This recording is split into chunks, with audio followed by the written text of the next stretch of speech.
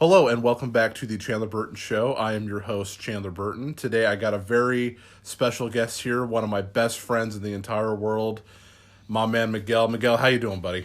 Doing pretty good. Thanks for having me. Dude, absolutely. It's funny because more people have actually told me to dude, your podcast is good, but you got to get some more people on there. And I was like, you know what? We got to have Miguel on here, dude, because you're my homie. Oh, okay. Yeah.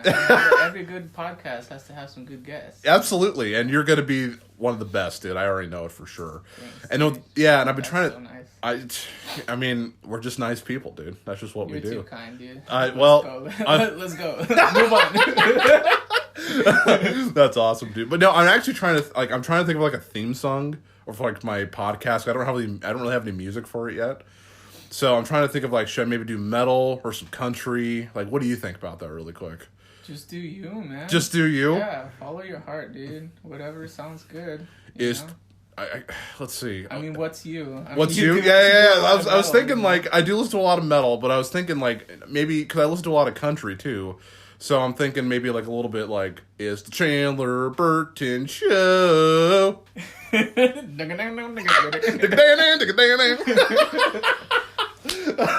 Hopefully one day I can figure that out. But so we got a pretty cool show for you guys today. This one's going to be really awesome. This is episode 9 of the podcast. Again, I want to appreciate everybody who takes the time to listen to it. It really does mean a lot. As I've mentioned before many times, I don't get paid for this. I just do it for fun. And I think it's really cool that people take the time out of their day to listen. And I've had a lot of people tell me they have a lot on their mind with everything going on right now with the whole pandemic. And they said it's nice just to kind of get away and to listen to this. And I think that's actually really nice and really cool. And I also appreciate the people who have left really nice reviews on Apple Podcasts. I just started putting it on Apple Podcasts and everyone seems to really enjoy it there. So I really appreciate that. So last week we talked about episode 8. We talked about the Microsoft first party showcase. Did you watch that at all? Did you know they had that? No. No, that's cool. To be honest, I've been working so much that I just have not I'm so out of the loop with everything. But Yeah. I did watch some PlayStation stuff, so we could talk about that later on. For sure, dude. Yeah, the Xbox stuff. It was funny because I actually had my friend Monty on for the Xbox one because he's a huge Xbox guy, and so they announced some cool stuff. They showed new of the Halo game, Halo Infinite. I did see something for that. That was pretty cool. A lot of people are saying the graphics look pretty bad. Honestly, a game. To me, graphics don't matter. Yeah. Because as long as it's good, and a lot of people think the gameplay actually looks kind of mediocre, which is a bummer because I know a lot of people are buying an Xbox for this game as Halo. I mean, really, Halo is, in my opinion, the only reason. Yeah, Xbox is a good console, not bashing, I promise. Dude, yeah. I have every console. I know you do. Yeah, for sure, dude. But no, it's cool. They showed that. They showed a couple new games as well. They're doing Fable again. That's cool. Yeah. I don't think it's a sequel. I think it's like a from the ground up remake of maybe the original. I'm not entirely sure, but I know a lot of people are excited about that. I've never played Fable. I know some of my other friends are excited about that, but yeah, they showed off some good stuff. I thought it was a good presentation. I felt and I hate saying this, I feel like PlayStation was a little bit better, but we'll talk about that here in just a little bit. So we're gonna go in really quick because I brought Miguel on to talk about the main topic here. But as always, I have a couple of quickie topics that I want to talk about. So, and I'll just go over these really quick because I do that every episode. So the first thing is Zack Snyder, the director of Man of Steel, Batman vs. Superman, Justice League. They announced it a while ago for HBO Max that he's going to be doing the Justice League Snyder Cut. So I don't know did you see the Justice League movie? It came out a couple years ago. No. Yeah, No, that's okay. All right. So the movie, long story short, after Batman vs Superman did so bad at the box office, the studio's look, your movie needs to be 2 hours with the credits. You got to put everything in there that you can, and the movie is just a rushed mess. If you thought Batman vs Superman was rushed, Justice League is better, but it was still so rushed. You're like, wow, was that a movie? It was just so quick. But now Zack Snyder's actually talked about redoing the cut. It's going to be on HBO Max. Right now, it's rumored to be about 3.5 hours, which is really good because the movie that we saw was only 2 hours. It's going to have new footage of like Cyborg, The Flash, Aquaman, more of a story, which is going to be really cool. As a huge DC fan, that makes me happy because I want them to succeed. I know Marvel is kind of in the limelight with superhero movies, but I feel like DC has better characters. Like, I love Batman. Like, he is just the best. And DC all the way, dude. For sure. Well, maybe not so much for Marvel's cool too. I mean, But the thing is, though, people are going to go see the Marvel movies. Like, for sure they're just going to go. DC, people are like, I don't know. I don't know if I'm going to see that. I mean, I will. That's not a problem. But, like, for the general audience. But overall, I'm excited for it. It's going to be on HBO Max coming out in 2021. That'll be the only reason we'll have by HBO Max. So that was just a really quick one. Another quick one that I just found out a couple days ago is that the movie Tenet, I don't know if you've heard of that movie. It's the new Christopher Nolan movie, the guy that did the Dark Knight trilogy and Inception. Yeah. So the movie was supposed to come out July 17th. It got delayed, again, of course, due to the coronavirus, but now they're talking about opening up here for Labor Day weekend. So if there's a theater near you, they may open just for that and then shut down again, which, I mean, you got to do what you got to do when it comes to the movies. Don't know much about that, but hopefully once we get more information, I will be talking about that as well.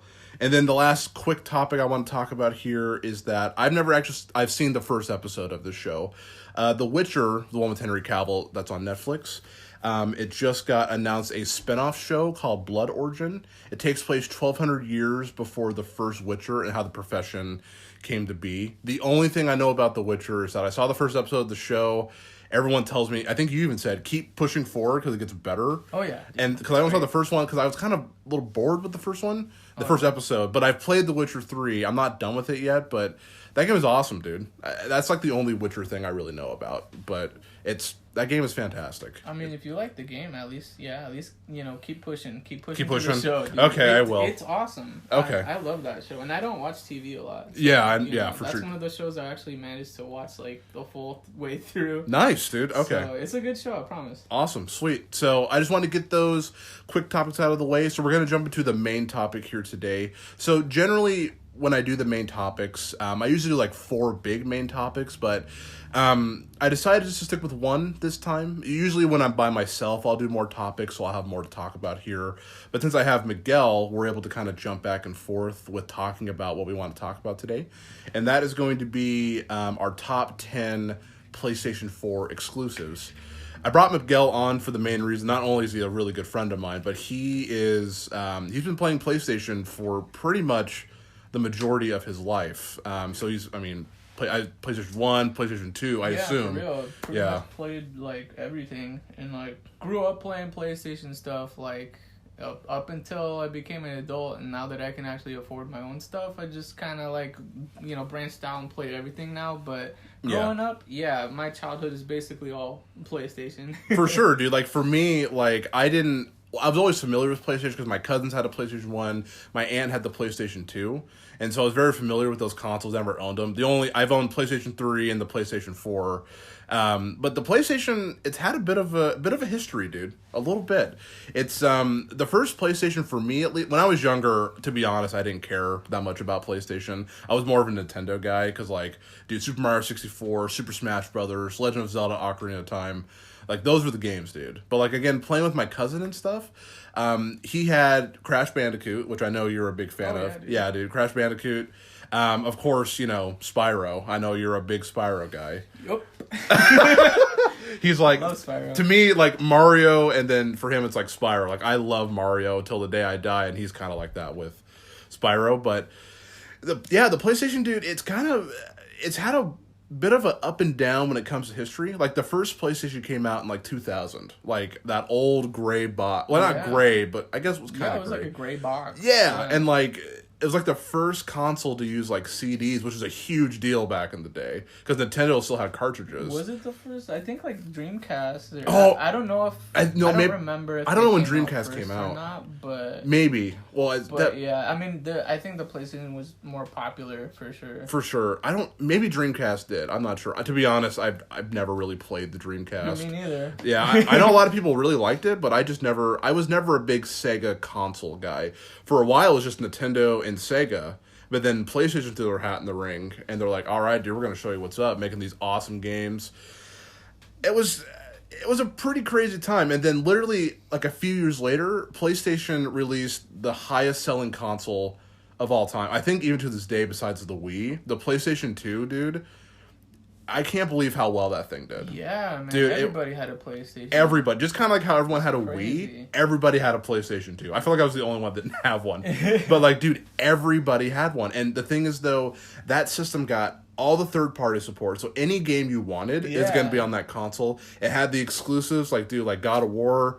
To be honest, I didn't know much about PlayStation 2. Were there any other big games for PlayStation 2? I know God of War. Like Ratchet and Clank. Daxter, Oh, that's right. Yeah, dude. Ratchet and Clank's so good. We'll talk about that too. Yeah, dude, it's just crazy how well it did, and it's amazing because I feel like, I don't know, everyone just went towards it. It was a DVD player, which was also a new thing at the time, and then it had all the games you wanted. That thing didn't go like they made games for it up until like the PlayStation 3 launched, like, and that was like 2006, 2007. It kept making games. It kept making games for it. Like, for example, for PlayStation 3, you had that Spider-Man 3 game. That game was also on PlayStation 2. Like, it had so many games. I was like, that is so crazy. So we'll talk about the PS3 really quick. The PS3 had a bit of a rocky history. Miguel was the only kid in school that I knew that had a PlayStation 3. Dude, I think that's how we became friends. Well, that's not entirely true. I said I liked your shoes. Oh, yeah. No, dude, I remember. Yeah. Like, side tangent, real quick. Yeah. Real quick. Yeah, go. We were in, our 7th grade teacher, what was her name? Dude, to be honest, I don't even remember. She died. She might have. I don't know. It's not funny. Rest in peace. Well, yeah.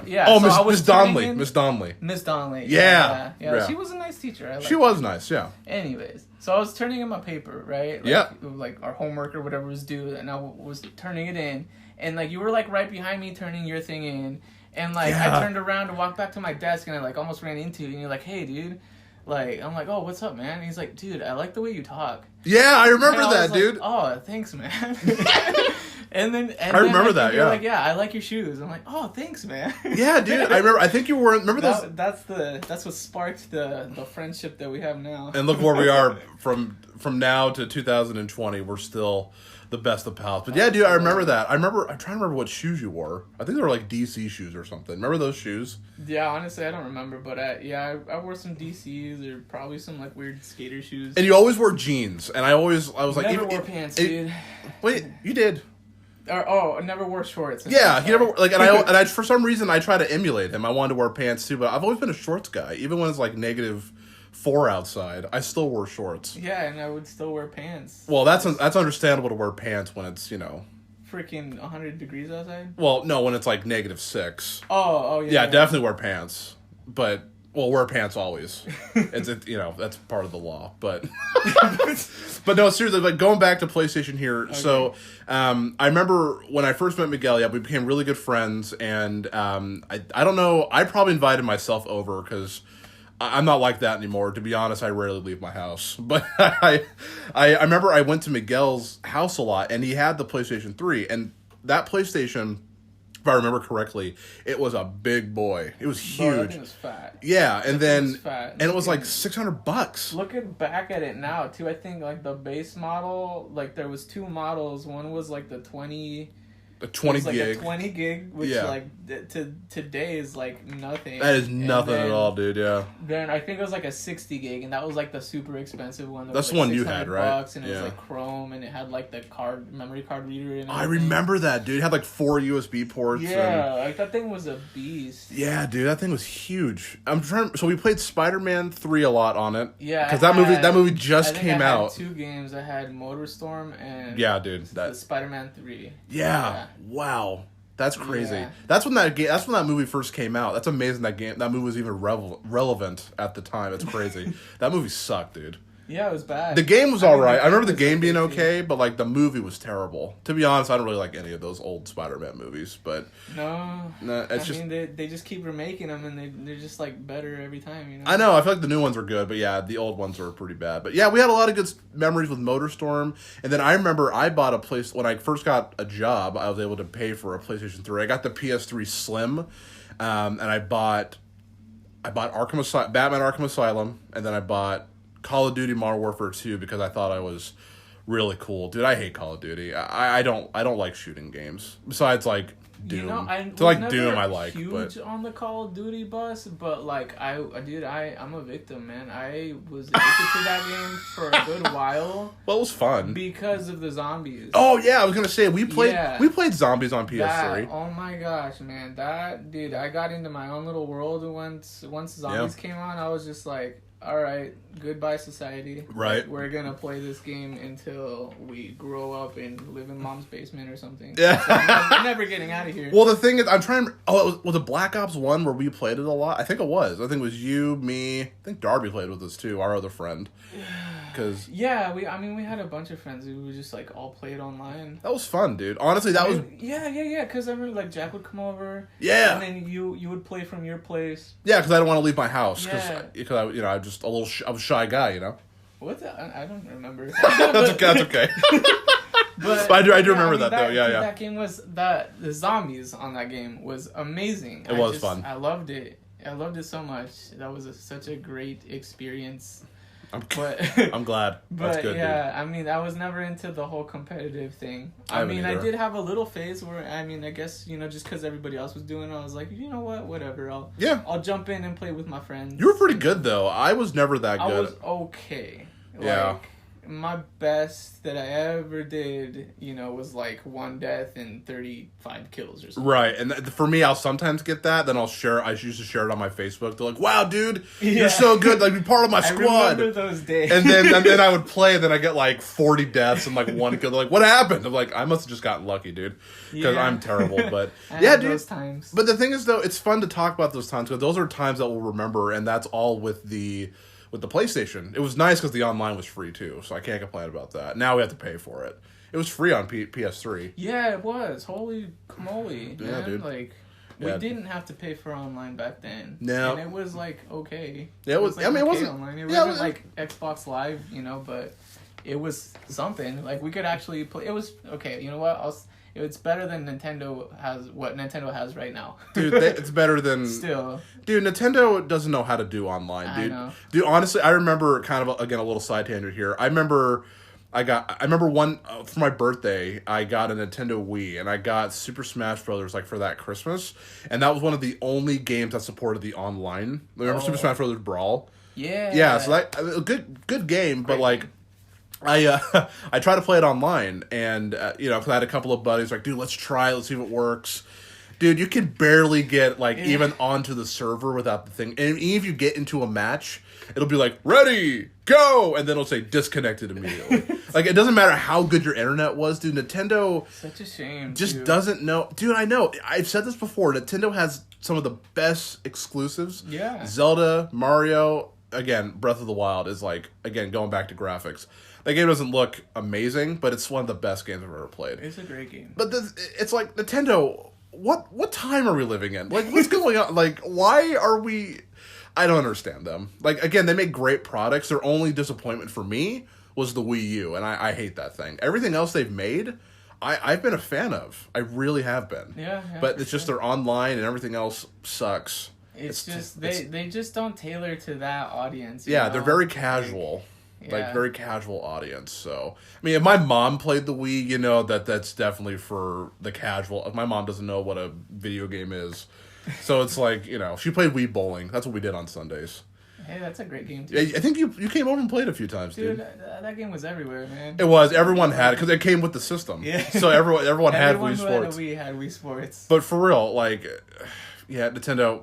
We gotta make a whole episode about Nintendo, how much they suck and how much I love them. It's like a love-hate relationship with the bad. It is. It's like I want to break up with them, but I love them too much. It's like a trouble child who just always keeps messing up, but you love them so much that you can't leave them. You want the best for them, dude. You can't give up on them. I know, I'm telling you, dude. And also, you know what's funny? It's going back to PlayStation here, and then we'll talk about our top 10 exclusives. Do you remember when PlayStation had that outage, like the PlayStation outage, and everyone freaked out. They got hacked or something? Yeah, like 2011, they got everyone's credit card, and then they gave away 2 free games.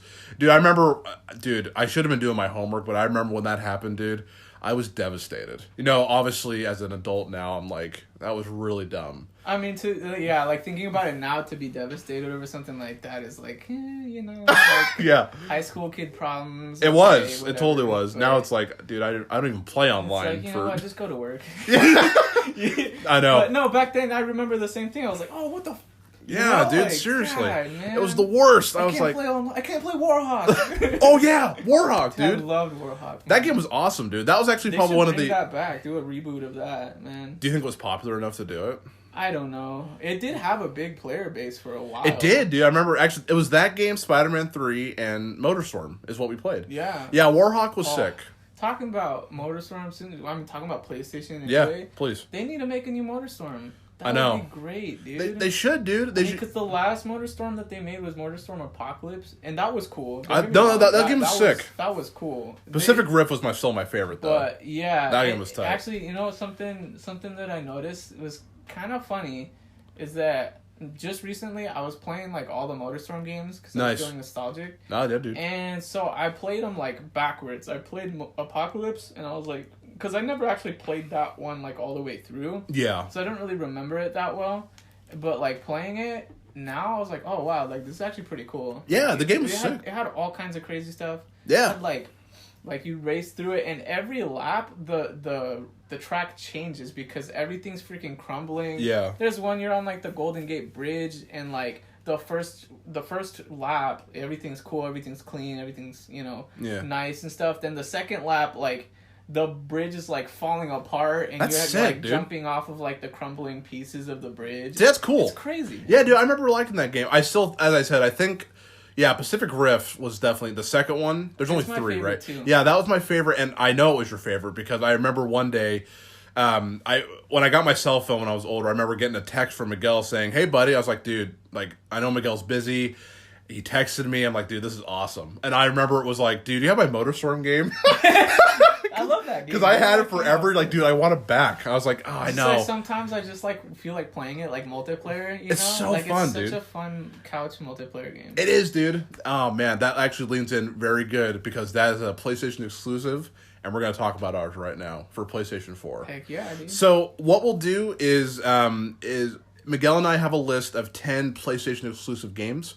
We're going to go back and forth. We're going to talk about each game, like why we like it, and I guess if it has any kind of meaning in our life, which I don't know if it will or not. Some games on here, for me, probably will, but we'll just go back and forth. What we'll do is we'll start at the top at number 10, and then we'll go down to our number 1, and we'll kind of share, again, why it's our number 1, and kind of just go back and forth and talk about it. And I made kind of a thing, so for this list, for me at least personally, I'm only doing games that are only on PlayStation, so no cross-platform games like Doom or Tomb Raider, because I love both of those games. And it's only going to be games that you can only get on PlayStation. I also didn't include Last of Us Remastered, because that was technically a PlayStation 3 game, and also the Uncharted Nathan Drake collection, which is all 3 of the Uncharted games. Those were also on PlayStation 3, so if anything, those would be in like an honorable mention, I guess, because I really enjoyed those. They updated the graphics, but with that being said, are you ready to get into our lists? Let's do it. Okay, so we got to figure this out here. Who wants to go first? You, of course. Me? Yeah. You want the host to go first? You're the main man. People are going to think I'm a jerk, mate. You're the main man. Okay, I'll go first. All right, so I'll start with my number 10. I'll kind of just talk about it, and if we have any stories about them too, we can, of course, just discuss it. I just want this to be a light, fun episode, and just kind of have some fun with it. So we'll go ahead and start with my number 10 pick. It's going to be Until Dawn. You remember that game? Actually, our friend got married, and we actually stayed the night at my house. And remember, my sister was playing it. It was in my room. I remember watching you guys. Yeah, play it, and it's actually really fun to watch because in that game, it's basically a movie. Yeah, it's a movie, but it's like a really bad B-rated horror movie. But you're playing it, so for me, I really enjoyed it, and I like a good horror thriller type of movie. So the game is pretty much kind of like those Telltale games, like you can move a little bit in the world, but mainly your job is to choose what's going to happen next. So, for an example, there is, not to give anything away, the game's been out for like 8 years, but there's there's like a timer, there's a character tied up to like a rope or something, and you have to choose if he's gonna live or if he's gonna die. And if he lives, someone else dies, and it goes back and forth. To me, that offers great replay value because one of my sister's friends can actually play the entire game without killing anybody. That's a lot of dedication. She's played it for hours, and so I was like, wow, that's actually pretty cool. Again, it's not like the best game ever, but I remember I really enjoyed it. I really had a good time with it, and that's why Until Dawn is my number 10. So I'm going to let Miguel go with his number 10, and we'll go from there. Yeah, for sure. Well, just one more thing about Until Dawn, though. Oh, sure. I really like that, because a lot of games do that thing where, like, oh, you can, like, choose, your path and stuff. Yeah. But, like, you choose something, and it's just, like, oh, like, you can have, like, a red shirt, and it changes your karma. That's so lame, Yeah, like, for sure. Okay, whatever. But, like, Until Dawn is, like, literally... You make a choice, and it changes the entire story. It does, and dude. That's cool. It's that's fun. Really cool. The game's not very long, but, like, again, it changes so you can, if you want to play it again to try something else, you can do that, and it will change the entire story. And I love stuff like that, so. Yeah, for sure. Yeah. All right. I'll talk about Gravity Rush. Okay, that's my number 10. Okay, I haven't heard of this, so go ahead. Yeah, so Gravity Rush it's actually a game that came out on the PS Vita, but they did like a number 2 of it or like a remake of it or something. I didn't play the Vita version all the way through. Yeah. But yeah, I mean the concept is pretty cool, man, cuz it's like you're this chick, it's kind of like a superhero type chick, and like the world that you're in is like floating in the sky, and your power is like you can alter gravity. Nice. And so like it's hard to explain, but you like change the gravity around you, so like you can make it so the gravity's like going up, so then like cool. You fall up basically, and like just the things that you can do with that game, it's really crazy. Like you can make it so you're like under the city, and you're like walking under the city, and like everything is like right side up, but you're actually upside down. It's crazy. There's some weird, trippy stuff in that game. Is it an adventure game or multiplayer? Yeah, it's like it's like an action adventure game. It's kind of like free roam. I gotcha. So it's like, I don't know, if you like superhero games, like it's kind of like anime-ish. That's cool. Like the style of it. Yeah, that's cool. So I mean, it was made by Japan Studios, I think. Sick. I'm pretty sure. Yeah. So, yeah, I mean, if you like Japanese anime-ish superhero type games like that, that's a cool game. It's very unique, too. That's awesome, dude. Yeah. That's really cool. Sweet. Okay. We'll jump into number 9 here, and I'll just go next here.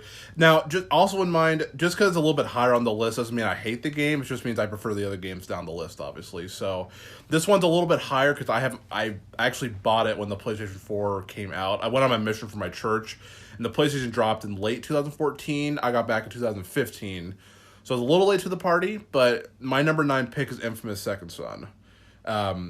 I love that game, dude. That game was super fun. It's made by Sucker Punch Studios, and I love the first 2 Infamous games on PS3, and so this one, the graphics were cool. Again, it offers a lot of replay value because you can play between good and evil, and it will change the story a little bit, not by much, but you have different missions if you play evil or good.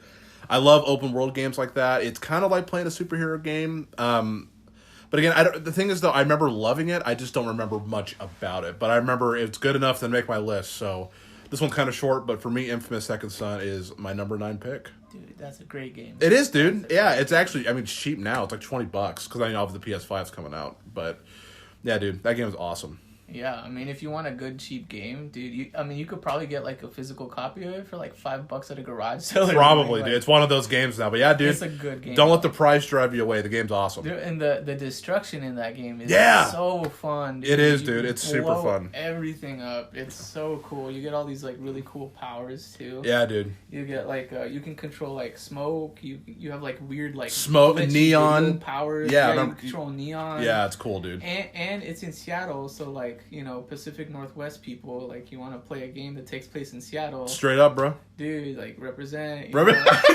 Yeah, dude. No, like, for real, though. It takes place in Seattle, and you're walking around this little Seattle-like city, and it really does kind of feel like you're walking around Seattle. Yeah, it's pretty cool. It is cool. That's and cool how games do that. Like, jump on top of the Space Needle. Yeah, you kind of like parkour and stuff. It's like, is that part of his powers? Like, it's, I don't know. Yeah, that's like that. Yeah. It's super sick. It's super cool. It's cool. It's all right, cool dude. Game. Awesome, man. Let's hear your number 9, dude. All right, this one I don't want to talk about too much because I know you really like this game. I know you got some things to say about this game, and I know it's on your list. Okay. So I'm not gonna talk a lot about it, but it's only number 9 on my list because I haven't beat it and I haven't played a ton of it. Yeah. So it's Uncharted 4. That game is freaking sick. Like, oh yeah, Chandler has talked about these games to me so much that I'm. That's like, right, dude. I have to play them. I remember that. I try to like. Yeah. Yeah, go ahead. Yeah, but yeah. And so and I remember like on the on the PS3, as a launch game, it pretty much was, Uncharted 1 or whatever came out. Yeah. And I don't know if it was a launch game, but it was pretty. I think it was pretty. Yeah, it was pretty close for when PS3 launched. Yeah. But anyways, yeah, I mean, like, I remember playing the demo for that, and I was like, whoa, like, this is crazy. Like, yeah, dude. You go in like a puddle of water and like your clothes get wet, and like that was the first time I ever seen that. Yeah, and you stay like, wet for a while. That's yeah, crazy, That's how to really. So you stay wet. Sorry. Anyway, sorry. But no, yeah, dude. I remember actually. I was texting you. I was like, "Hey, man, what are you doing?" He's like, "I'm playing Uncharted." I was like, "Yes, finally, he's playing it." Yeah, no, it's great games, dude. Dude, Uncharted, and I will say, Uncharted 4 had a bit of a rocky, because I know like everything about Uncharted. It had a bit of a rocky history, but like Uncharted 4 is the best one, story wise, emotion. And you can play all these games separately. You don't need to play. I mean, you should because they're all great. But you can play Uncharted 4 and still it's its own story. Yeah, and very emotional. Probably besides Last of Us Part 2, best looking game I've ever seen. Seriously, incredible game. That's okay, dude. It's alright to have it at number 9. I still like you. Okay. Yeah. Let me play it. Let me beat it, and then it'll for be sure. higher up there. Yeah, for sure. It's a good game. All right, so my next one for number 8, I won't talk too much about it because we can record up to an hour. We're at a half hour, but that's all right, dude. I love talking to this stuff about you here. So number 8 for me is Ratchet and Clank. You let me borrow it, and I'm gonna be honest with you. That's a good one, dude. I'm gonna say this. You ready? I think that game is just as good, if not better, than like Super Mario Odyssey. Because Super Mario Odyssey was my favorite platformer of 2017 because that was like the only big one that came out. Odyssey is the best Mario game ever made. But dude, Ratchet and Clank, I feel like it went under the radar because it was tied into a movie. Oh yeah. And the movie was terrible, but the game was so good because I worked at the theater when Ratchet and Clank came out, and everyone told me. I remember ushering, and I asked them how it was. Yeah, and they're like, and there's some big fans in there. And they're like, dude, that was like the worst movie. But then you let me borrow the game. Seriously, one of the best platformers I've ever played. It's so fun and it's so charming. And they're doing a sequel on PS5 called Rift Apart. Dude, it looks amazing. Amazing. So, dude. I saw the trailer for that. Yeah, dude, it looks incredible. I will definitely be buying that for PlayStation 5. Dude, the trailer, like, just, oh my gosh. Like, I saw... There's, like, no loading screen, so you can jump from world to world without any crazy. Loading. It's just amazing, I didn't know that. Yeah. But like, at the very end of the trailer, you see, like, this chick... like Ratchet. Yeah, you can play as her. I don't know. Like, we don't know yet. But, yeah, I don't know who she is. But who is she? I know they confirmed that you can play as her, so she'll be a part of the game. That's crazy. Yeah, dude. Yeah, but for me, Ratchet and Clank was number 8, dude. Great game. One of the best platformers I played throughout. And I've been a platformer guy my entire life. Like Banjo-Kazooie, Mario, Rayman, you name it, dude. I love platformers. Ratchet and Clank for PS4. Without question, one of the best ones I've played. Oh, great game, dude. Dude, yeah. Good choice. All right, dude. Let's hear your number 8. All right, number 8 is Horizon Zero Dawn. This one's also one of those games where it's kind of lower on my list just because I haven't beat it. Yeah, for sure, dude. But, yeah, I mean, from what I played about this game, I'm like, dude, yeah, this is definitely one of those games that I plan to finish because it's good. It's like, so good, everything dude. About the game is good. And, like, when it came out, it was just... like the theme and stuff, it was cool. Like story wise, like it's a great story, but it is wasn't good story. Anything like crazy groundbreakingly different. No. You know, it's all things that we've seen before, you know, post-apocalypse, robots taking over. But it's like, kind of twists all of those things. It makes its own thing out of it, which I think is really cool. Dude, yeah, it's so good. That's also on my list too, but I just beat it not too long ago with the DLC. Dude, it's one of the, again, it's a tie between that game and seriously Breath of the Wild for like one of like the best open world games I've played. And I love games like Skyrim, The Outer Worlds. Like, I love those types of games as well. There's just something about Horizon Zero Dawn that is just so good. I love Aloy, the protagonist. She's super. I just like her as a character. She's a BA mother trucker. She is, dude. She's super cool. And they're doing a sequel for PS5 called Forbidden West. Oh, I heard about that dude, too, yeah. Dude, I didn't see the trailer. I just heard of it. So yeah. I want to see the trailer, though. For sure. We'll have to watch it after, dude. For sure. Yeah. All right, dude. So I'll do my number 7. This one's going to be very controversial because I know some people are going to hate me for putting this on my list. Boy. It's Last of Us Part 2. Boy. It's only it's only high on the list because, and I've said it to you kind of when we were talking last week.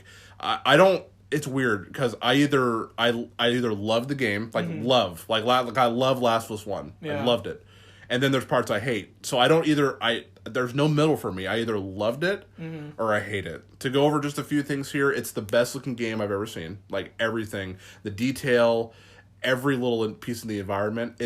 I don't care what people say about the game, like story wise. How do you feel about the story? If I can interrupt you. No. Because like seems to be the problem that everybody had with was the story. The problem with the story is that it's there, right? It's a huge story. And I think because the game was so I feel like Naughty Dog wanted to just they wanted to make sure it surpassed number 1, which for me story-wise it didn't, but the game is so big that they have to tell flashback within flashbacks.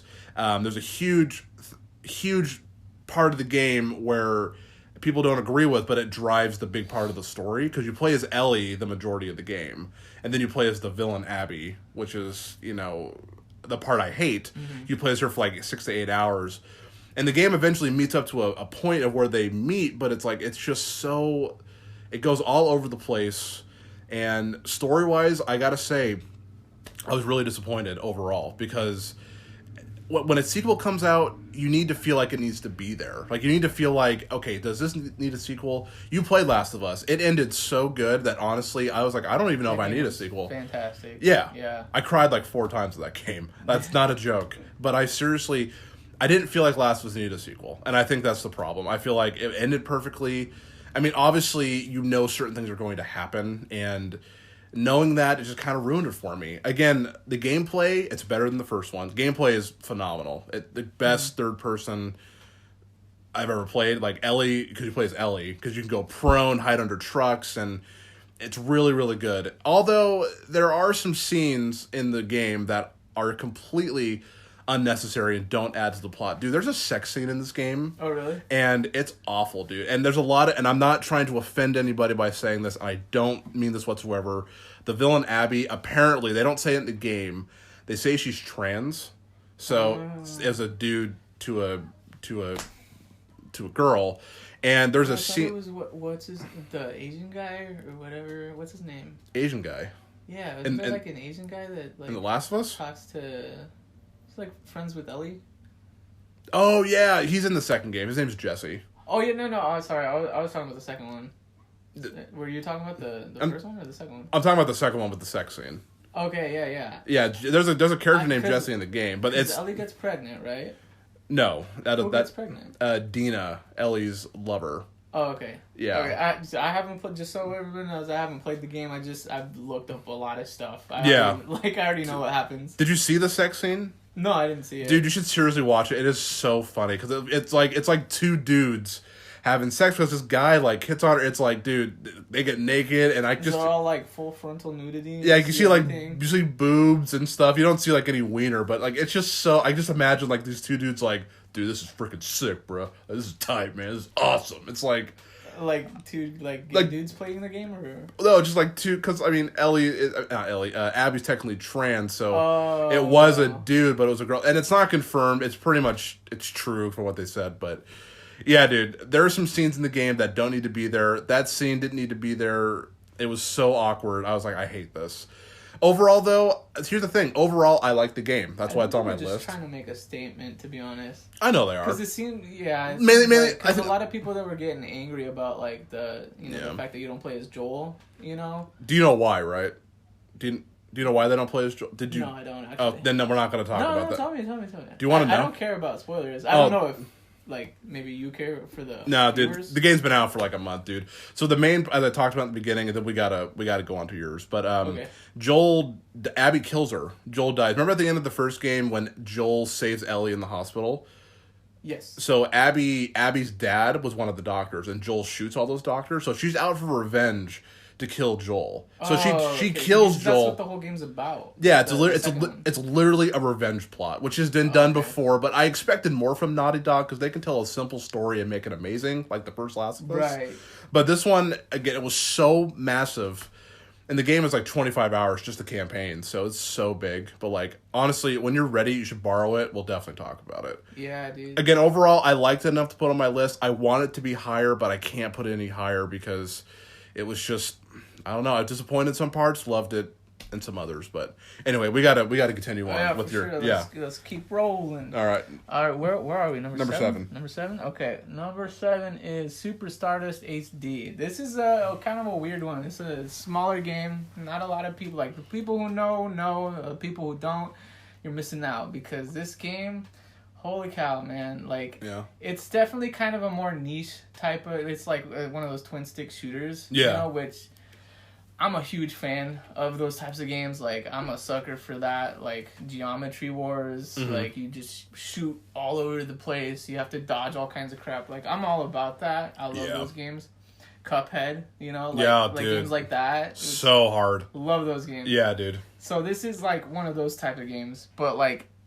It's made by this indie studio called Housemarque, and they pretty much, they've been making games for, like, other consoles lately. Yeah. But, like, for the most part, they've mainly just been, like, a PlayStation, like, they've just been making PlayStation exclusives. Sick. Super Stardust is one of those, and it is fantastic. You're like this little spaceship. It's a very simple concept. You're like this little spaceship flying around, like, different planets and stuff, and you just have to protect the planet by shooting, like, asteroids. But the execution of the game is fantastic. It's just like, it looks beautiful. The graphics are amazing. You can play it in VR, which is kind of pointless, but it's really fun to watch. Sweet, dude. In VR. It's just a really great game. If you like bullet hell type, like crazy, in your face, like hectic shooters. Yeah, pick that game up. That's a great one. Sweet, dude. That's awesome. Super cool. All right, we'll go to number 6. I'll kind of just talk about this one a little bit because I feel like this game's kind of underrated. My number 6 is Days Gone. It's from Ben Studios. The only game I know they've made an Uncharted game for PS Vita called Golden Abyss. I never played that game. But, dude, Days Gone is another game where I think a lot of people overlooked it because obviously PlayStation exclusives are like smooth like butter. This one has some glitches. It plays really good. It's nothing special, but the game, the characters took me. It's another open world game. The main character's great. Honestly, the campaign, it's a little bit scatterbrained. You do a lot of repetitive stuff, but the campaign's like 60 hours. Like, it took me a long time just to beat the main story. I got it for like $17, but I feel like people should really check out Days Gone. It's not the most perfect game. I'd probably give it like a 7.5 out of 10, but it's another zombie-based game, it's still fun. Dude, I really enjoyed it. I actually just beat it like last week. Yeah. So, dude, great game. I haven't played that one, but like from what I've seen of it, it's cool. It looks like cool. Like if you still are really into the zombie thing, like that's a good one to pick up. You should. It's fun. That game has hordes of zombies. The hordes were the hardest part of the game, dude. Yeah. Crazy. That part was fun. That part was fun. Thousands of them just running at you, and if you like that type of thing, like Nazi zombie type stuff, but like times 100. Dude, yeah. Oh, that's a fun game. Yeah, dude. That was the most fun. Like, the game's fun, but that was the most stressful I felt in a long time in a game, dude, for sure. But yeah, so if that's your thing, that's a good one. Awesome, dude. All right, let's hear your number 6, dude. Are we on number 6? Yeah, number 6. Yeah. Oh, dude, I love this game. So, this is another game made by the same company that made Super Stardust HD. Okay. This is a game called Alienation. Again, not a lot of people know about this one, but it's fantastic. It's another twin stick shooter, But imagine like Destiny and Diablo, and they mixed those two games together, had a baby, and they made Alienation. It's so fun. It's got loot, like if you like games with loot, like Borderlands, Diablo, Destiny, like all those types of games. Yeah. This is that same type of game, and it doesn't really do anything crazy new or groundbreaking, but it does everything so well, and it's not crazy complicated. It's not like like an RPG where there's all kinds of like trees that you upgrade your character and all that. Yeah. It does have like you can upgrade your weapons and stuff, but it's very simple. But I kind of like that about it because it's just really simple to just like pick up and play. Like you could just like if you're somebody like me who like works a lot but still likes to play video games but doesn't have like a bunch of hours to spend every day. Yeah. This is a great game to just like pick up, play for like an hour, and you get pretty far, and it's like super fun. And Sweet, you dude. just like love to upgrade your character and your guns and crap. Awesome, dude. That's a good one that's another twin stick shooter. So if you like those games, I love those games. Sweet, dude. Awesome, man. That's cool. See, it's cool because I haven't even heard of part of these games, so it's kind of cool to hear about these games that I should check out because I've never heard of those. You may have showed me before, but that's awesome, dude. Yeah, super possibly. cool. I don't know. Maybe. All right. So now we're getting to the top 5. This is where obviously it gets top 5, dude. That's tough. Here we go. So top 5 for me, number 5, and I'm near the end, but I'm gonna put it in here because don't worry, I can actually we'll figure that out. Don't worry, yeah, because I can edit it, and we can just do I can add the segments together. So if we go over, we'll figure it out. But so number 5 for me, it just came out like 2 weeks ago. Ghost of Tsushima. I've seen a lot of stuff for that game. I Same- haven't bought it yet. I plan to, though. Same people that made Infamous Sucker Punch. Yes. So, that's dude, actually one of the reasons why I'm going to buy it, because that game has not made a bad game. no, dude, it's super Or good. that studio, my bad. Well, here's the thing. I'm gonna be honest because I'm almost done with it. It's a pretty short campaign, but there's a lot of side stuff to do. But, dude, I gotta say, like, how The Last of Us 1 was like kind of Naughty Dog's like magnum opus. Dude, this is Sucker Punches. This is one of the, I hate saying the best game ever, but dude, this is a beautiful game. This is the last big PlayStation 4 exclusive. Yeah. And if this is it, I think it is. They're going out with a bang, dude. This is it's beautiful. It's one of the. I still think Last of Us by a little bit is, a little bit better looking, but dude, Ghost of Tsushima is so beautiful. It's the only game I've ever used photo mode. Really? I mean that because it's so gorgeous. Yeah, everything that you see in that game is like a screensaver. It is, dude. It's just so beautiful. The grass. And you're going through the grass, and you see like these little flower petals, like hundreds of little flower petals flying around everywhere. Dude, yeah. It's amazing. It is amazing, dude. I seriously can't believe. And that's just the graphics, too. That's just the graphics. The gameplay, it's funny, I watched a couple of reviews for it, and a lot of people have complained that there's no lock-on system. I mean, it's not that big of a deal. I mean, because like when the guys come up to you, well, pretty much to rewind really quick. The main reason why I bought it was the action was really cool, but dude, the story. And here's the thing: as long as a game or something has a story, you can build upon that and make something great. Like seriously, the story in this game is his name is like Jin Sakai. He's a very dedicated samurai, but like his uncle gets kidnapped by the Mongolian army, so he's trying to get him back. But the only way he can do that is by breaking his code, by becoming the ghost and doing things that he's not allowed to do. He was raised not to do certain things. Like for example, when he fights an opponent, he was told to face them head on, never like do sneak attacks or anything.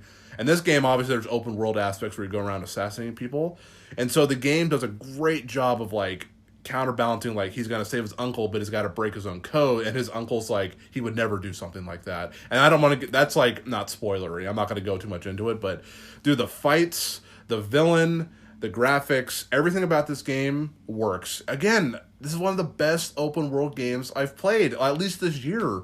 I'm like, dude, how does PlayStation get all these good exclusives? Like, I'm like, this is why I choose PlayStation over Xbox, is games like this. Yeah, Ghost of Tsushima sure. It's incredible. Dude, yeah, buy it. Like, without question, it's super good. And I can't recommend it enough. So, again, Ghost of Tsushima, I can't get over how good it is. And if I don't stop talking now, I'm going to talk about it forever. So we'll let Miguel go. Okay. So five. Number 5. Number 5. So this one, you already said this one, but for me, number 5 is Infamous, because Infamous Second Son, again, it's just like so fun. It's like you can blow everything up, and it's just like it takes me back to the days of like Hulk Ultimate Destruction. Oh, just like dude, blow everything up, just like just run up walls and just like do crazy jumps and all this stuff. Like dude, yeah. It's just a fun game, and that's all I really have to say about that, because we already talked about it. But it's a great game, dude. You bringing up Ultimate Destruction is a good example, because in that game, that was my first taste of open world. Yeah. And one of the best. I feel like that game's underrated. I feel like a lot of people don't really know what that game is.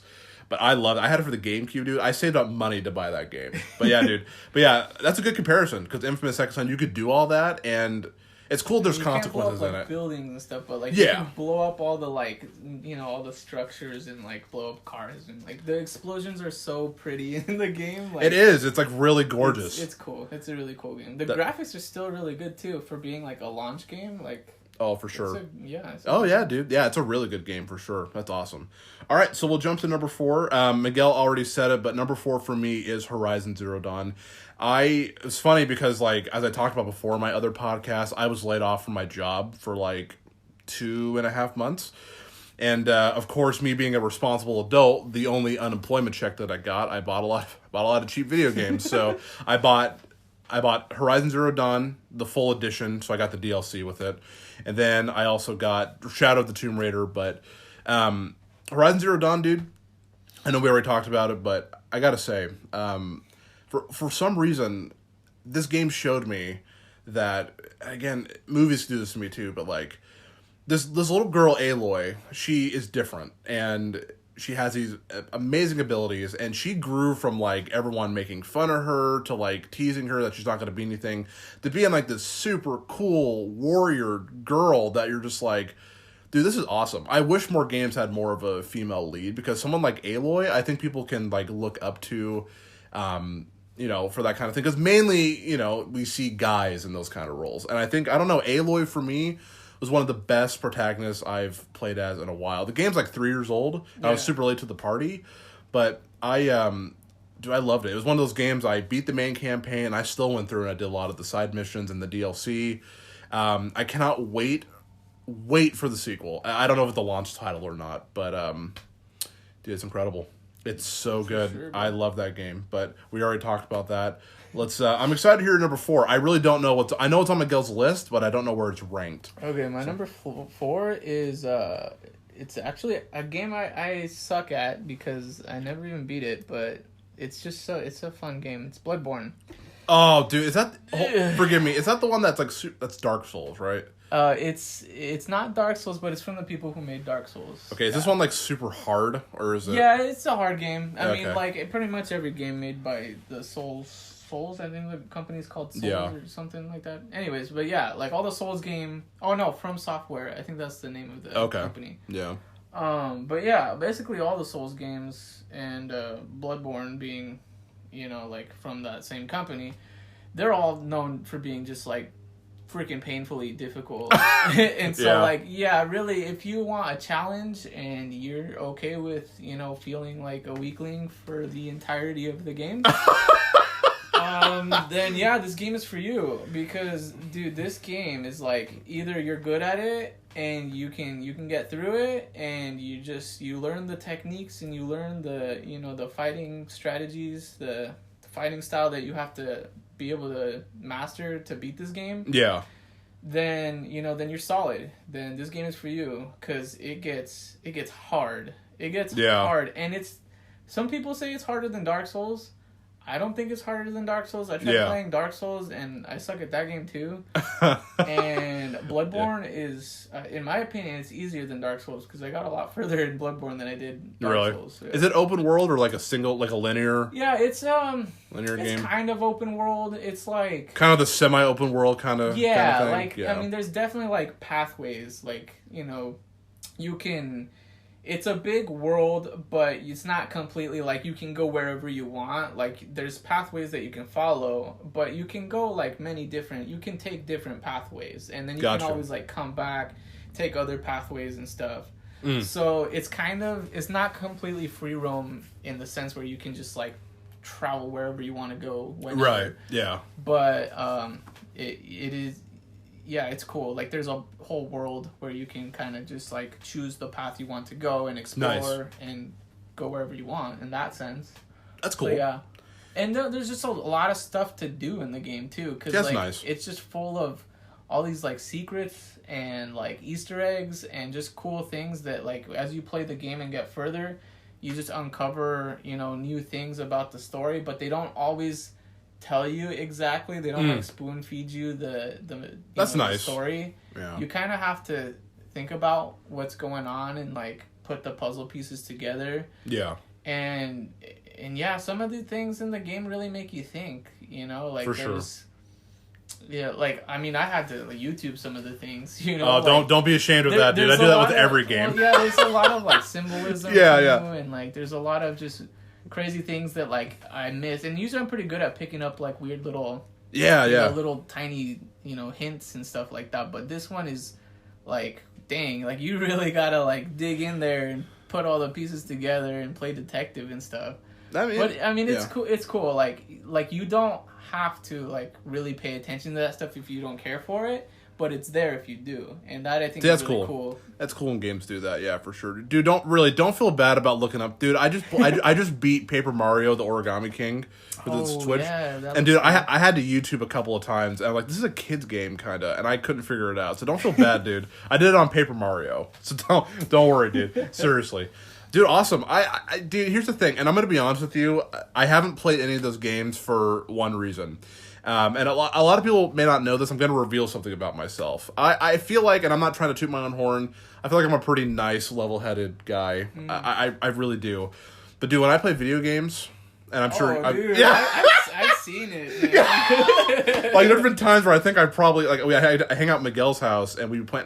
I think I've left a few times, or like I just sat in the living room. There's probably been sometimes, yeah. Dude, I almost broke my PlayStation controller. Actually, I have a Darth Vader PlayStation controller, and like I threw it because I was so mad. And part of it, like, man, you can lift up the plate. Yeah. Dang, I've never gotten like that angry. Well, you get stuck at the same boss for over and over, dude. I've rage quit plenty of times. I've never like thrown my controller at the TV or anything. I threw it at the ground. Yeah. But there have been times playing Bloodborne specifically. There have been times where I'm just like, okay, you know what? I'm done.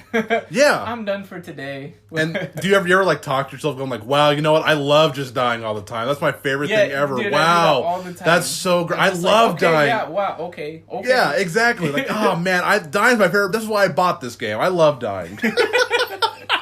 I do that all the time. That's how you rationalize buying the game. You know? Dude, it killed me, man. Freaking $60 on this to like freaking die. That's what I'm saying. I always think that in my head. I'm still on the first level. Yeah, and then I'm sitting there and I take a step back, going like, you know, there's way more bigger problems going on in the world. Dude, I'm gonna be 27 here like next month, and so I still complain about that stuff, but that's hilarious. But yeah, I get really bad video game rage. Other than that, though, I feel like I'm a pretty level-headed dude. I try to be at least, but. All right, we'll go ahead and continue on. So, dude, top 3. Now, these are the big ones. This is saying, like, these are the 3 games that if someone asks us, like, hey, what are, like, your favorite PlayStation games? These are the ones that we're going to tell them. Like, these are the ones that we say go out and buy because they're super good. So, this is it. So, my number 3, you ready? Do you think you know what it is? You might. It's pretty. It sold really well. Yeah, probably. Okay, I'll just say it. Unless you want to guess. Nah, you just say it. Spider-Man. Oh, dude, that game's cool. Oh, dude, it's so good. And again, I've said that about every game on this list from 5 down, but like Spider-Man. So I remember playing Spider-Man 2 for the GameCube and stuff, and that was claimed to be the best open world Spider-Man superhero game. Like everyone loves Spider-Man 2. Spider-Man 3 that we played on your PS3.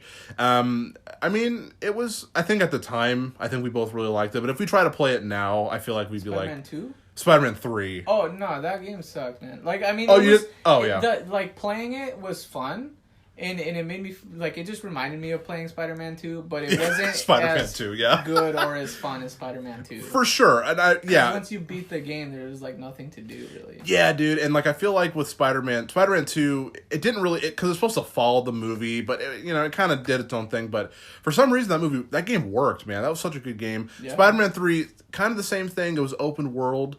But, like, after you beat the main campaign, there is stuff to do, but it's like, collectibles, save the neighbor's cat. Like, I never got to the point where I wanted to, like, platinum the game or anything. I was like, no. But this game, Spider-Man, the new one, and I know you're not a big, like, Marvel guy, but but I'm a big fan of the Spider-Man games, actually. Dude, yeah, this new one, I gotta say just a few things really quick. This is the best Peter Parker. Like, Tom Holland, the new Spider-Man, is great. I think he's awesome, but this Peter Parker, he was perfect as Spider-Man. He was perfect as Peter Parker. Like, I cared for him outside of the suit, which is really important and stuff like that. The main character is Dr. Octopus, which he's obviously been the villain before, but they do such a good job of tying it into Peter's personal story that it's amazing. The game has a fast travel system, which you don't really need because this is the best swinging around. Honestly, dude, I'll put on the game just to swing around. And and it's like, everything about it is great. The graphics are great. The only complaint that I have about the game... Also, really quick, sorry. The game is really emotional. I cried at the end of this game. Because there's so many... you just feel for Peter of what happens. And you're like... Dude, it's amazing that video games can do that. It went from, like, Super Mario Brothers back in 1985 to me crying out of a video game. But... it's just amazing, dude. And my only complaint about this game, and I think a lot of people don't like this, so it's just a minor thing. You play as Mary Jane in the game, so like she's like in there to help Peter out with like certain things in the game, but you play as her and there's stealth levels, and not that she's a bad character, but you just, there's really no substance to it. Like, it's like sneak around this guard, grab this item, bring it back to Peter. It's just like, honestly, you want to get back to playing as Spider-Man. There's also another part in the game, too. This is hilarious. I've talked to one of my friends about this. There's a part in the game where he plays Peter. He works in the lab with Dr. Octopus. Like, it's like his job. And so there's a few times where he's like, I gotta figure out the coordinates to fix this machine. So on the screen, it puts up like a puzzle that you have to try to figure out. It's like a really simple puzzle. Dude, if you just wait like a minute, there'll be an option just to skip the puzzle. It's like the developers had no faith. They're like, people probably don't want to do this. We want to make it longer, so we'll just put in the puzzle. They added that because it's like some people really don't care about the puzzles. To be honest, I skipped every one. Like, there's some that I couldn't figure out. Yeah, and that's cool. And so and then literally, cause it's funny because like the screen will just be like playing this little music and then skip. But other than that, dude, this is besides. For me, the Batman games, the old Spider-Man games, and then Hulk Ultimate Destruction. Spider-Man for the PS4 it's a masterpiece of a video game, like a superhero masterpiece of a video game. I can't praise it enough. Again, another open world game, and I keep saying that to all the games on the list, but this one works because it's different, because you're swinging around, and there's a lot to do after the game too, like other side missions and collectibles that you actually care about. It's amazing. I can't praise it enough, dude. So that's my number 3, Spider-Man. All right, yeah. I have to agree with you. That's a good one. Yeah, dude. It's awesome. All right, dude. I'm excited to hear your number 3. Number 3 is Ratchet and Clank. I know you already said this one. Dang, you put it high, though, dude. It's high up there on my list because it's a fantastic game. It is, dude. It's a really good game. I hold Ratchet and Clank up there with, like, Spyro and Crash Bandicoot and, like, those platformers and stuff. Dang, dude. Because it's a really good game, man. Like...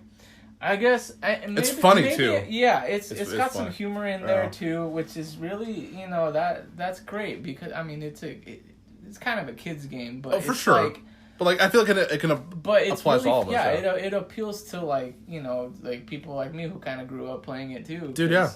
Man. I mean the concept of the game is great. Like you get these guns and you have like. These guns do all these different things. Each one has, like, its own unique thing that it does. And, like, there's crazy ones. There's, like, really cool, your basic ones, like the crazy, like a flamethrower and, like, just this crazy machine gun that shoots, like, fireballs and, like... Yeah, dude. But there's, like, crazy ones that, like... There's, like, a pixelizer. I think it's called the pixelizer. Yeah, dude, yeah. And you shoot... Anything you shoot, a bad guy that you shoot turns into, like, an 8-bit character. I love that, dude, yeah. Dude, that is such a fun gun. I upgraded that thing all the way. Yeah. Because I thought it was just so cool. Like, I just wanted to see what everything looked like in 8-bit, so I just shot everything. That's awesome, dude. And that's that what thing is yeah. cool. That's so cool, dude. Like everything in that game is just like super fun. The guns is like the main premise of the game. But it does it like no other game does guns better than Ratchet and Clank. I agree with that, seriously. There's just like no other game you see like a freaking pixelizer gun. Like that's just so crazy. cool. There's also one that like it shoots like a disco ball and it's like a decoy and it makes your enemies. I remember that. Yeah. It's so funny. That game's hilarious, dude. Yeah. Let me ask you, dude. Did you? I know we didn't see it together, obviously. Did you see the movie? Yeah, I saw the movie. It was terrible. Okay. I mean, even for like a kids movie, it was just so lame. You know, it's bad when the kids say I'm bored and it's like their type of movie. Yeah. It was so soulless. I know, dude. And then, like, really, like, the movie was just, like, cutscenes from the game. Yeah, I noticed that. I was like, what the heck? Another thing that I thought was really funny is, like, at parts, like, the actual gameplay of the actual game had better graphics than the movie. Yeah, and I was like, wow, man. The movie looked kind of... That's sad. Like, how do you, like... kind of look kind of stuffy. Yeah. Like, obviously it wasn't up to, like, where, like, a Pixar movie where their animation is, like, unreal. I mean... It looked bad. Yeah, the game looked great. Like the game looked like a Pixar movie. Yeah, like, the game looked fantastic. But the movie, it's just like, what the heck? What did they do? Yeah, even in the cutscenes in the game, it looked better. Yeah, I was like, what the heck? I saw the movie because I saw it for free when I worked at the theater. But yeah, dude, that's a real bummer. Again, we can do a whole other podcast about how video game movies suck and how I feel we can improve them and make them better because I have ideas about that. But honestly, Ratchet and Clank is so good. And honestly, we should do another podcast when the new one comes out. We can just talk about that game for like an hour, dude. Yeah, dude, that's a must play for me. That's a good game. Would you say it's your favorite? So actually, because I know you've played the other ones. I know there. To be honest, I've only played this Ratchet and Clank. I know you've probably played the other ones. Favorite Ratchet and Clank. Really? Sure. Yeah, I mean just because they had them on like, PS3 and stuff, right? A reboot of the old one, the original one. Did it come out for PS2 or? Yeah, it was on PS2. It was originally came out on PS2, like all the games. Got you. I know there's one on PS3, right? They have a ton on PS3 actually. They really? Oh. Actually, oh, you know what? Yeah, I forgot about those ones for a second, but those games are really good too. Are they good? Yeah, no, those games. If you liked, like if you played Ratchet and Clank for the PS4 and you liked it, go back and play the PS3 ones. I should, dude. I probably get them on. Really cool. Those ones like a Crack in Time, I think was probably my favorite because you can like. Yeah. I don't know. It was kind of. I don't know if it's like free roam, but like you can get in your spaceship and like travel to all the like actually fly to the different planets. Dude, that's tight. Like it's cool. It's a cool game. Awesome, dude. Yeah. Again, I've only played the new one, but I loved it. So I honestly would love to revisit and just play the old ones. So that would be awesome. Okay. So we're down to the top two. I have a feeling our top one's probably going to be the same, so we'll go from there. But my number two. I think I know what yours is, and so I think I'm telling you now that it's not. Oh, it's not. Oh, okay. I'm actually interested. Okay, that's pretty exciting. So this one was actually really hard for me because I love. Here's the thing. My number two spot's Uncharted 4. Okay. Oh, okay. Yeah. Okay. So the reason why, if there was another game that didn't have come out, Uncharted 4 would have been my number one. Again, Miguel, we talked. I know your number one. Yeah. Okay. Yeah. So Uncharted 4, it's the best story in the franchise. It's the best gameplay in the franchise. The story is just so engaging. Everything about it. It's a great way. If this is going to be the last one, Naughty Dog hit it out of the park because I thought for sure they were going to end it with 3 because 3 ended off on a pretty good note. Again, not all the games they kind of tie in, but 3 ended so well that I was like, I'm okay if it was done. I'd be like, I'm satisfied. We got all 3 of them, and I love those games. But then Uncharted 4 was announced. I'm like, ooh, interesting. Ended up being the best one out of the series, dude. The graphics, everything about it, it's just so good. It's better. I'm gonna say this. This game is better than any action movie that I've seen, but you get to play it. Like, seriously, like, I compare this game to movies like Mission Impossible or, like, John Wick. Like, I compare it to those types of, but you get to play it. That's how good Uncharted is. It's like a cinematic game experience, and everybody should play it. I really recommend it. I mean, it's a linear game, so you don't get lost. The characters are, of course, great. The graphics are amazing. I can't praise Uncharted 4 enough. It almost was number one, like literally by just a little bit.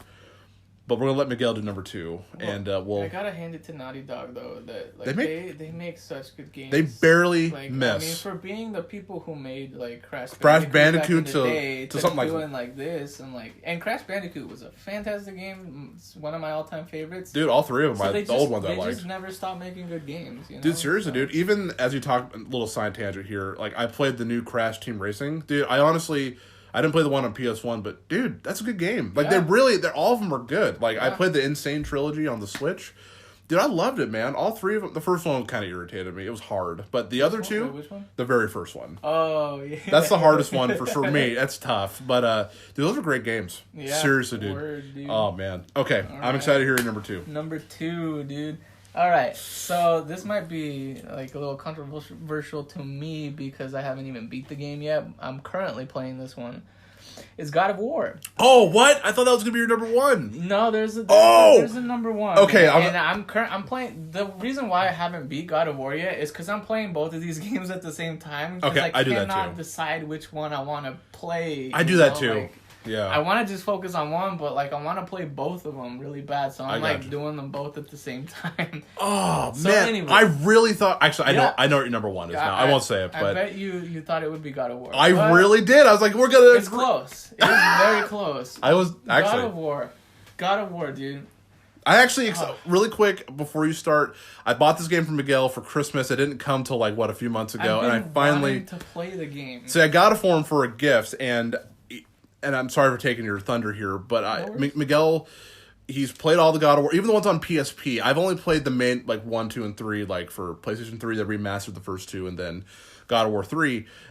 So I told Miguel it's different than the other ones. It's so different, this is my first time really hearing what Miguel has to say about this version of God of War. Miguel, let's hear it. Okay. Dude, okay, so God of War is different. It is different than all the other ones. Like, this is a totally different game in almost every way, including the combat, which was the main reason that I liked the games. Because I'm a big fan of hack and slash games. Yeah, that's like a definition of a good hack and slash. Dude, like all the old God of Wars, man, that was a classic. God of War 3 is a great game. Hack and slash games, play the old God of Wars, man. Dude, they're fun. Awesome. Those are super awesome. Those are awesome. And because I like that style, like, I'm very, like, I get really into it, but, like, I like that style of hack and slash where it's, like, because there's, like, games like Dynasty Warriors where it's, like, thousands of enemies just, like, coming at you and you just, like, slice away at everything, which is cool, too. Those are fun. I like those games, too.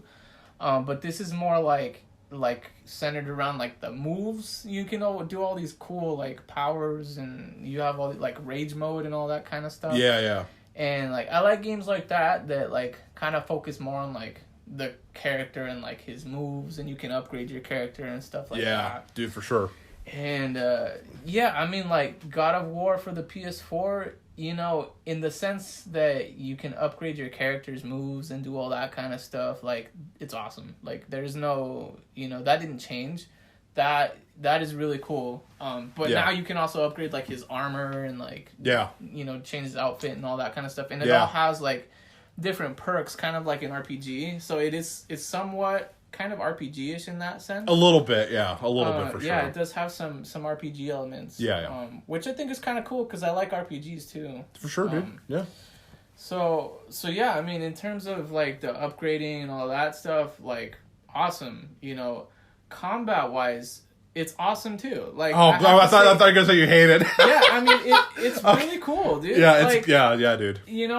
And that's where it is, like, completely different though. Because way different. It is not like if you go into playing this game, playing the other ones, and you were hoping that it would be like the other ones. Yeah, you're gonna be disappointed. You will probably be disappointed. Yeah. Because it is very different than the hack and slash games of the PS2 and PS3. Yeah. It is different. But it's not bad different. It's really good. The combat is fantastic, dude. Like, chucking his freaking axe. And then bringing it back. That's the best feeling, dude. It doesn't get old. It doesn't. Man. Yeah, like, dude. Just, I just kept chucking my axe at everything I could find just to see if I could, like, break it or something. Yeah. Like, and then I, like... and while I was doing that, I was, like, chucking my axe at, like, everything. And then I saw, like... That's how I discovered the ravens. Yeah. The Oh, yeah. ravens that give you experience. Yeah, and yeah. I just like, I'm like, oh, what the heck is that? And so like I chucked my axe at it. I figured out you can get experience from it, and so I was like, oh, you're supposed to do that. Okay, cool. Yeah, dude. And that's what's cool about the game, is that like it kind of makes you want to do stuff like that. Like you just see stuff in the game and you're like, huh, I wonder, and like you hit it, or like something looks interesting, you know, in the distance, and so you go over there and check it out, and it's like a little puzzle or something that you want to do. Yeah, dude. And that is kind of a classic God of War thing. Yeah, like, that's always been in the games. Yeah. But this one kind of just, you know, takes it up a notch a little bit, and just takes what was great about the old games and makes it even better. And nice. So it's just like, yeah, it's just awesome. Like gameplay wise, it's fantastic, man. Dude, it's amazing. And story wise, I haven't beat it, so I can't say, you know, a lot about it, but I mean, I kind of already know what happens. Like I've seen pretty much everything about the game. I'm that's just cool, playing dude. it for the experience. For sure, and it's one of those games where I feel like you need to play it for. Even if you know, definitely play it. Wow, dude. Holy smokes. Isn't it, dude, I don't know. I'm if you're so okay happy. Talking about spoilers or anything. Please, yeah, dude, that game's been out for like over 2 years, dude. Wow, man. Like, because, you know, so I've been talking about how this game is different than the other ones. Absolutely. It's way different, yeah. But again, it's not a bad different. This is like a new taste of God of War in a new direction that it's going, and it's awesome. It's really cool. But it doesn't forget where it came from, which is amazing. Yeah, right, dude. It does not. In the game, eventually you will go back to this section of like Kratos goes back into his past. Dude, and then you realize, you're like, oh dang, he's going back for the blades of chaos. Dude, that was the best moment. I like screamed. Dude, I was like crying, man. I was like, oh, here we go. We're back, boys. We're back. I know, that was the best. And dude, playing. Oh, dude. Yeah, dude, playing as that and like the different way it plays now with the blades of chaos, dude. It's still kind of that hack and slash feel, but it's just so. Oh, it's so good. Yeah. That was one of the best moments in game history for me. I was like, dude, this is amazing.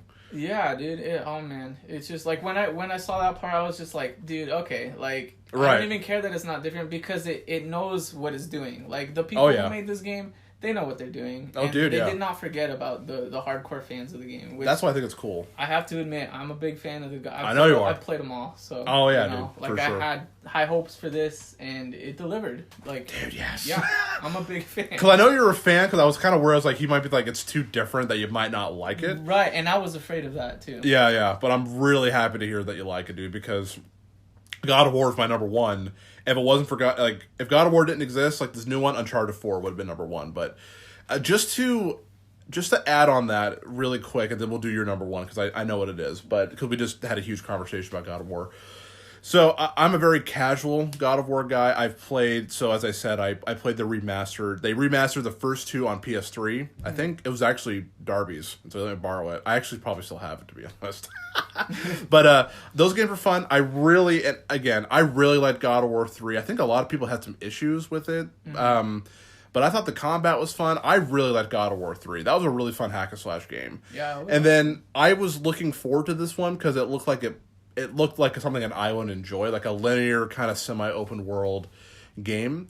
Dude, this game's amazing. We already touched on it here, but one of the things that I think really made it more of an immersive experience, the game never cuts. Like, it's all one shot. If you've seen the movie 1917, that's one of the best technical movies that you'll ever see because the camera never cuts off the characters. And this game does that, and it just makes you feel so into it. And Kratos, I gotta say, they made him such a relatable character. In the other games, he's just like, Zeus, my time has come. but this time he's more of like, son. Well, like he's very so tired, man. He's just tired, but he really, like him and his son's connection. That was the best part about that game, dude. Him and the son together. I forgot the kid's name, which Atreus.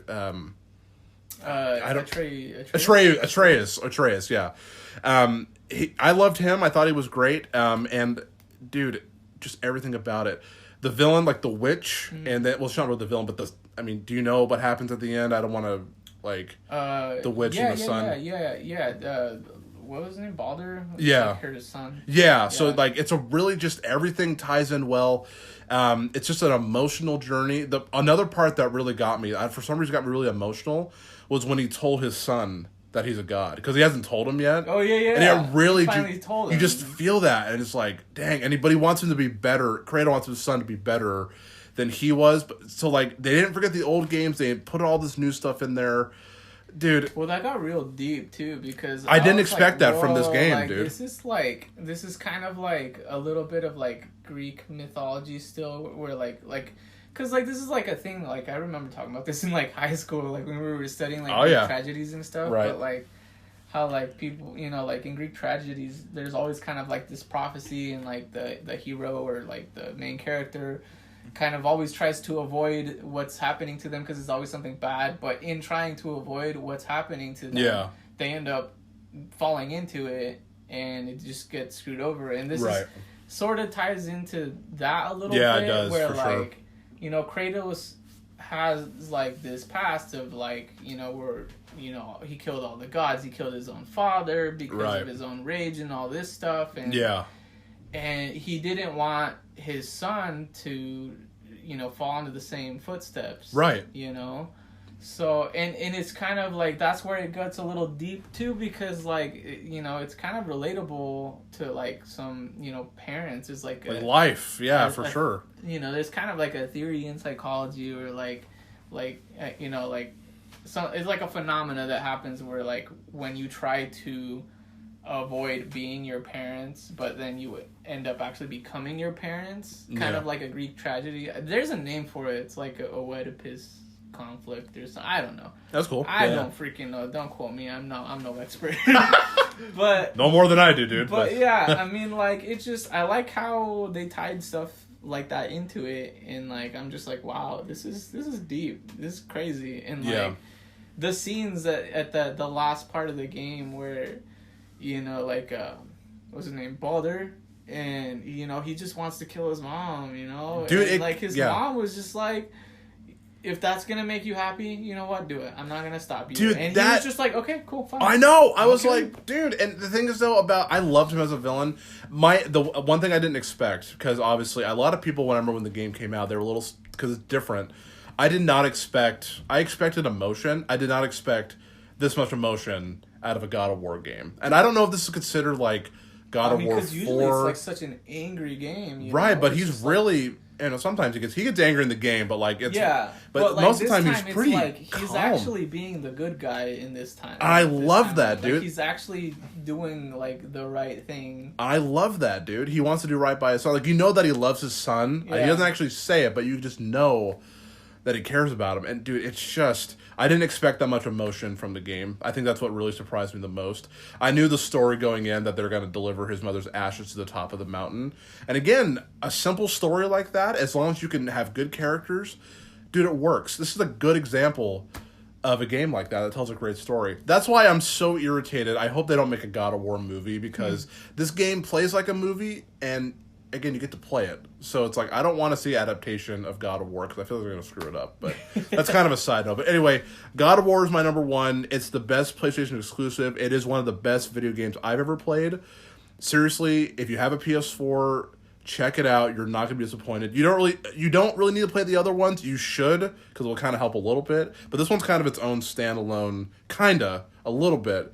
You can probably enjoy it for what it is. Yeah, you don't have to play the other ones to Same know with Uncharted. what's going on in this one. Especially because, like, all the, like, there is, like, traces of the past games in this one, but you don't need to know that stuff to like this game. Right, and it's still, those moments are still going to be really cool. Yeah. Because you'll still be like, dude, that's cool. And it'll probably make you want to go back and check out the other ones, like, where did this come from? I do that a lot with games. For real. And, like, I mean, if you are a fan and you've played the other ones, this one just has that much more stuff for you. Yeah, dude. They listen to the fans. Oh, by the way, this game is beautiful. Yeah, it's a beautiful game. This one actually, I said about The Last of Us 2, but, dude, game's gorgeous. Again, graphics aren't everything, but, dude, it's beautiful. Anyway, again, God of War's number one.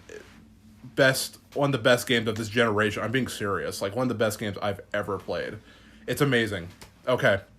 Let's hear Miguel's number one. I know what it is, but I'm excited for him to talk about it, because I've never played this one. It's the Final Fantasy VII Remake. That's right. And this is the other one that I'm currently playing at the same time as God of War. Oh my gosh, dude. Like, I mean, I've been waiting for this game to come out. I think a lot of people have. And because, like, So, like, I didn't really grow up playing Final Fantasy VII, like, when I was a kid. Because I was kind of too young and too stupid to, like, understand how to play an RPG. That was so complex. Is this game like an RPG? Oh, yeah. Oh, it is? Okay, yeah, I thought it was like okay, alright. Yeah, it's definitely your typical, like, JRPG of, cool. like, kind of hack and slashy, which I like a lot. And that's cool, dude. Yeah. Just, like, I don't know, It's really cool because, I mean, we've been waiting for this game to come out forever. Yeah. And I just didn't want them to, like, mess it up, you know? Yeah. Because, I mean, they haven't really messed up, like, a Final Fantasy game. They're all pretty good. Yeah. Like, in my opinion. And I haven't played all of them, but the ones that I have played, they're all pretty dang good. Awesome, dude. You know? And so, like, this one, you know, I had played the old one. I never beat it. Again, and I didn't grow up playing it. I played it kind of like more when I like was in college. I played it. Yeah. And it was pretty good. And I mean, I did grow up with the movie though. Like I watched Final Fantasy Advent Children. Oh yeah, I remember seen that. I think I watched part of it with you. That's the one that kind of looks like it's animated though, right? Yeah, but it's like it looks animated. really yeah. Yeah, I remember you telling me about it. I don't think I've watched all of it, but that movie was really cool. I was like, whoa, like this is cool, and like it kind of made me. Actually, that movie got me into Final Fantasy. Cool. Like, cool. Once I watched that movie, I was like, oh, this is Final Fantasy. Like, whoa, you know, like that's when I became an anime boy. That's cool. What started my journey. That's totally fine, dude. To the Japanese world. It was that movie. Yeah, man. So yeah, and then like, you know, I had a PSP. I played Final Fantasy Crisis Core. Yeah. And that one was really cool because you play as Zack, who is like this dude. I can't remember. It's been so long, but I can't. Like, I think you were you're the guy after Cloud. And yeah, because Cloud is the main character. I know you haven't played it. So I know who Cloud is because of Super Smash Brothers. Oh yeah. Yeah, and I actually I like playing him in Super Smash Brothers. He's so a good character, dude. He is good, man. Absolutely. Yeah. But yeah, I mean, I've been playing Final Fantasy forever, and so this game finally come out, and so I'm playing it now, and it's freaking amazing. I'm happy you're satisfied with it. Yeah, it's really cool, and I'm excited to beat it because what I've played so far is amazing, man. Like the graphics are beautiful, the characters just like came to life. Like what Square Enix was going for when they first made the game. You know, like how they wanted to portray their characters, I guess. Mm-hmm. You know, like they executed that. Like they took what their vision was back then and brought it to life in HD. You know, like cool, dude. That's awesome. They just made it what it they gave it what it deserves. Good. Know? So why did they do 7 and not any of the other ones? Is 7 just the best one? Because 7 is like the most popular one, really. Okay. You know, I guess that's why. Because I mean, we all kind of fell in love with Cloud because he's a really cool like. I mean, in all honesty, in my opinion, Cloud is like your typical like anime boy, you know, main character who's just like. He's the shit, you know, the ladies love him, and he knows it, but he doesn't care because he's cool, and he's, you know, like, he's just too cool. He's above all that, you know, normal peasant stuff. Like, he's a soldier. He only cares about his job and, you know, money and getting, you know, just making a living, doing his own thing. But he gets caught up in all this other drama from, like, all these other people. Yeah.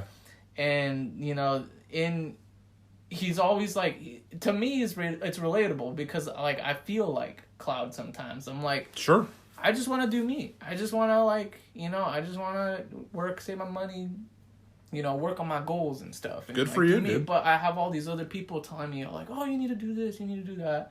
Oh, can you help me with this? Can you help me with that? And, like, I'm always like getting caught up in other people's things. Yeah. Like without wanting to. For sure. But I do it anyway because I don't know, I'm a good guy or something. You're a really good guy, dude. So you're a very nice guy. You know, I just like to help. And so like, I don't know, I feel like Cloud sometimes. And I think a lot of people feel like Cloud in that sense where like they have their things that they want to do, but they have the things, you know, that their family wants them to do, and they always have to get involved into other things that they might not want to do, but they have to do it. Yeah. And they do it because they know that's what they're supposed to do. And that's what Claude does. He has his own thing. He just wants to be alone. He just wants to do his own thing. But, you know, there's a lot of things going on in the world. Right. And there's this crazy... basically, the game is about, like, kind of conspiracy and, like, corporate... You know, big corporate people taking over and controlling everything and all that. And killing the environment because they only care about, you know, their military resources and, you know, providing... like a energy source for the city and stuff, but it's also killing the planet. That sounds kind of interesting. Yeah. I mean, it's kind of a big topic right now because that's what's going on. It's true. I was gonna say it, just today, like real life. You know. So, I don't know. It touches on some things, but the thing is like that was something that they talked about. Like that game came out, you know, back in the day of the PS1 era. Oh yeah. And so, you know, and that's what the story was about back then. And so, like, the fact that they were thinking about that kind of stuff back then and, like, made a whole thing about it. Yeah. And, like, I mean, made a really good story out of it, too. It's just really cool, you know? Awesome, dude. So, yeah. I'll have to play it because, dude. I mean, story-wise, it's really cool. Awesome, dude. The characters are all memorable, too. They're all, like, super wacky. I mean, if you're, like, into the, you know, if you watch anime or if you, like, played, like, Japanese games, this is no different. All the characters are very, like, dramatic, and that's just Japanese acting. Yeah, it is, yeah. But that's kind of the anime boy inside me who just, like, yes, dude, make me cry. Like, I want to feel sad. Dude, I want this, dude. I'm asking for this. You know, like... It's just there's some really, really emotional moments. Yeah. And the Japanese, they just do it so well. Yeah, dude. They just do that kind of thing really well. Oh, dude, that's awesome. Yeah, gameplay wise, it's fantastic, dude. Because it's like that's what they changed about the old one, and I think because the old one was turn based. Yeah. And so this is actually more kind of hack and slash. Like you kind of you just shoot, you know, flash and dash and stuff. Sick, dude. You know, which I think is really, it makes the game more streamlined. It's more fun. In my opinion, it's more like action-y, you know? And I guess that's just what they were going for because they did that with Final Fantasy 15 and I guess it did really well, you know? So I think they just were like, okay, so I actually have a feeling that they tested the waters with Final Fantasy 15 for the Final Fantasy 7 remake. Yeah, like making it like action instead of like turn based. Yeah. I feel like that's what they did. They like kind of tested the waters with Final Fantasy 15 to see like how the fans would react to it. Uh-huh. And since they did, you know, it did pretty well, so you know, they're like, okay, you know, people like it, so let's do that with Final Fantasy 7, you know? Nice, dude. Okay. So, I don't know. It's really cool, though. It's an awesome game. Story is amazing. All the characters are super memorable, and, you know, I mean, cute anime chicks, you know? You never go wrong. We gotta throw that in there, dude. You Absolutely. Never go wrong, you know? Yeah, dude, absolutely. Tifa is a babe, you know? It's just, you gotta admit it, you know? I don't know what she looks like. You'll have to show me after. No, that's true. I'll show you a picture. Okay, sounds good. Awesome. Yeah. Cool, dude. Yeah. So that's your Final Fantasy. It's number one. It's fantastic, dude. Awesome, dude. That's super cool. Yeah, man. For all the anime boys out there, you gotta play Final Fantasy. If you didn't grow up with it, play it now because it's better. Play it better. That's hilarious.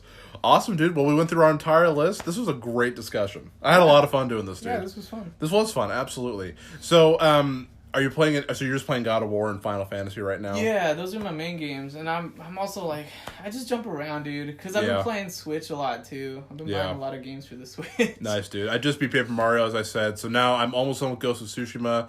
Then I just bought the Destroy All Humans remake. Me too. Yeah. So after I beat Ghost of Tsushima, I'm gonna play Destroy All Humans. So heck yeah. Awesome, dude. All right, guys. Well, I want to thank you so much for tuning into the Chandler Burton Show. I want to thank Miguel for coming on. We're gonna have him back. We're gonna do a Star Wars episode. Glad to be back. Awesome. This was a good time, man. Thank you. Yeah, absolutely, dude. Thanks for having me. Of course. Well, again, this is the Chandler Burton Show signing off.